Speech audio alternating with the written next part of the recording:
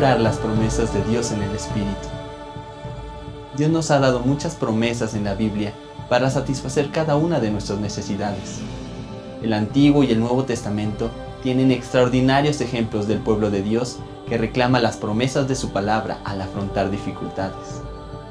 Uno de mis primeros contactos con las enseñanzas bíblicas sobre la oración fue en el ABC de la oración bíblica, un libro de Glenn Cohn.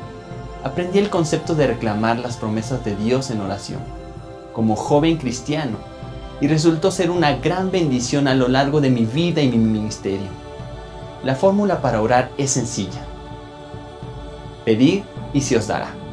Buscad y hallaréis. Llamad y se os abrirá. Creer. Por tanto, os digo que todo lo que pidiereis orando, creed que lo recibiréis, y eso vendrá. Reclamar. Las promesas con acción de gracia antes de ver alguna respuesta. En Juan 11, 41-43. Vemos que Jesús le agradeció al Padre por escuchar y responder su oración antes que haya alguna evidencia de respuesta. Las promesas de Dios son seguras. Podemos estar seguros de que Dios hará lo que Él dice. Y puede hacer lo que promete. Así como el roble está en la bellota, así también el cumplimiento de la promesa de Dios está en la promesa misma cuando la reclamamos con fe. En relación con las promesas de la palabra de Dios, Elena de White escribe: en cada mandamiento y en cada promesa de la palabra de Dios se halla el poder, la vida misma de Dios, por medio de las cuales pueden cumplirse el mandamiento y la promesa. El poder de Dios y la vida misma están contenidos en las promesas de la Biblia.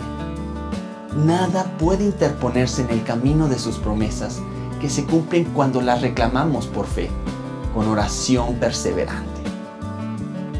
En 2 de Crónicas 20 encontramos un maravilloso modelo de oración para reclamar las promesas de Dios. Josafat, el rey de Judá, enfrentaba una invasión inminente por parte de una confederación de ejércitos.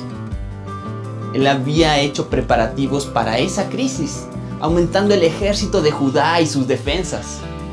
Tenía más de 1 millón de hombres bien entrenados y listos para la batalla.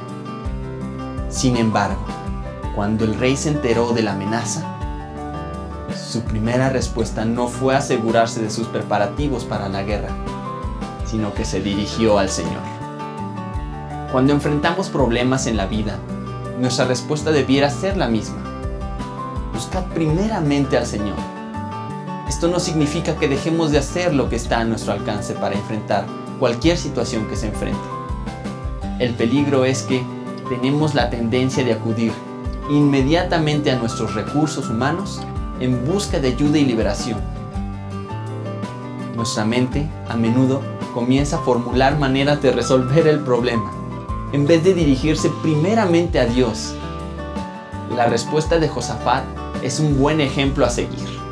La oración de Josafat se registra en 2 de Crónicas 2, 20 del 6 al 13. Esta oración revela 5 pasos para orar victoriosamente por las promesas de Dios. El primero, el rey comenzó a hablar a los atributos de Dios, especialmente los relacionados con el problema que estaba enfrentando. Al enfrentar el ataque del enemigo, era alentador para Josafat recordar que Dios gobierna sobre todos los reinos de las naciones, que la fuerza y el poder están en sus manos y que nadie puede vencerlo. Segundo, el rey recordó las victorias pasadas, similares a la victoria actual que necesitaba Judá. Recordar la provisión de Dios en el pasado en relación a nuestra necesidad presente nos recuerda la fidelidad de Dios y forja nuestra fe. Tercero, pronunció en oración una promesa que Dios había hecho a su pueblo en el pasado, una promesa relacionada con el problema que enfrentaba. Después de estos 3 pasos en la oración, Josafat planteó el problema. Y eso está en el versículo 10 y en el 12. Finalmente, alabó a Dios antes de ver alguna evidencia de victoria. Observemos la fórmula para orar por las promesas de Dios, en lugar de centrarnos en el problema.